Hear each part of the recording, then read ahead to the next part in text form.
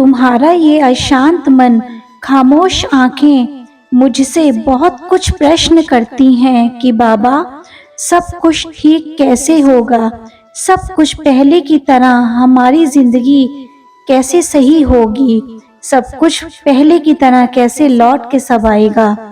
तुम बहुत सोचते हो मेरे बच्चे, हर चीज अपने तय समय पर ही अच्छी लगती है, ना समय से पहले कुछ अच्छा लगता है, ना ही समय जाने के बाद कुछ अच्छा लगता है। और अगर मैं यकीन मानो तुमको वो सब चीजें समय से पहले दे भी दूंगा तो कुछ समय बाद ही वो सारी चीजें बिगड़ने लग जाएंगी। फिर तुम कहोगे कि बाबा जब तो आपको पता था कि ये सब चीजें आगे जाके बिगड़ जाएंगी तो फिर आपने हमको क्यों दिया। इसलिए मेरे बच्चे थोड़ी सी सबूरी रखो, मैं सब कुछ दूंगा लेकिन तय समय पे दूंगा। अभी उसका समय नहीं आया है कि मैं तुम्हें वो सब चीजें दे सकूं। तुम अपने आराध्य से, अपने प्रभु से शिकायत करते हो ना कि बाबा सब कुछ सही कब होगा, इतना समय बाद तुम सही करोगे जब सब कुछ चीजें बिगड़ जाएंगी। क्यों इतना सोचते हो मेरे बच्चे, क्यों इतनी चिंता करते हो। सारी चिंता अपने बाबा पर छोड़ दो ना। तुम बहुत रो रहे हो आजकल, मैं देख रहा हूँ। क्यों इतना रोते हो, तुम्हारा बाबा तुमको समझाने वाला है ना, तुमको बाबा समझाता है। मेरे बच्चे क्यों इतना रोते हो, ना रोया करो। चीजें सब अभी सब सही हो रही हैं, सब चीजें व्यवस्थित ढंग से सही चल रही हैं, लेकिन थोड़ी सी सबूरी रखो।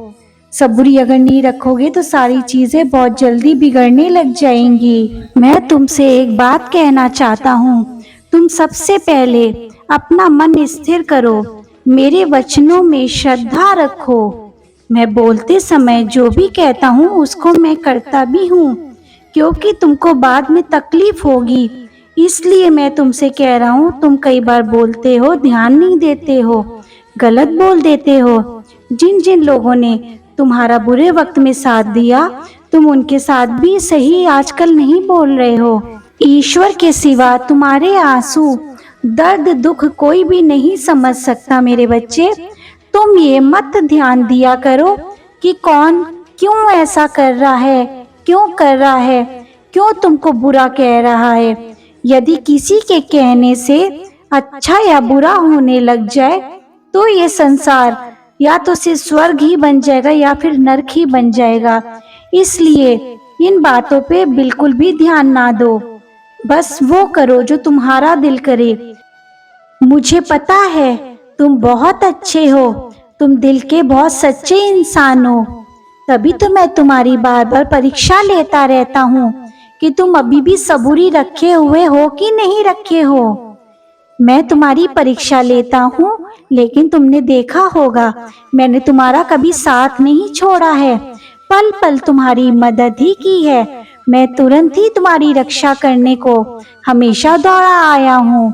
यकीनन प्रार्थनाएं, प्रभु की गई भक्ति और दुआएं कभी खाली नहीं जाती, बस तुमको सब्र करना ही नहीं आ रहा है। मैं जानता हूँ तुम ऐसे हालातों से, ऐसी परिस्थितियों से आजकल गुजर रहे हो जहाँ तुमको कोई उम्मीद का रास्ता नहीं नजर आ रहा, लेकिन अब थोड़ा सा सबूरी रखो, तुम्हारे अच्छे दिन बस मैं बहुत जल्दी लाने ही वाला हूँ।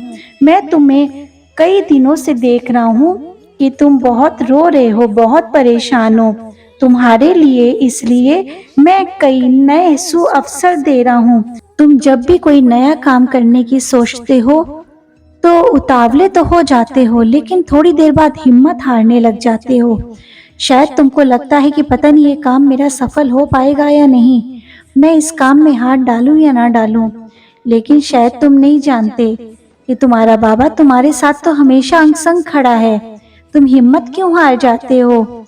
जो भी तुम काम शुरू करना चाहते हो करो।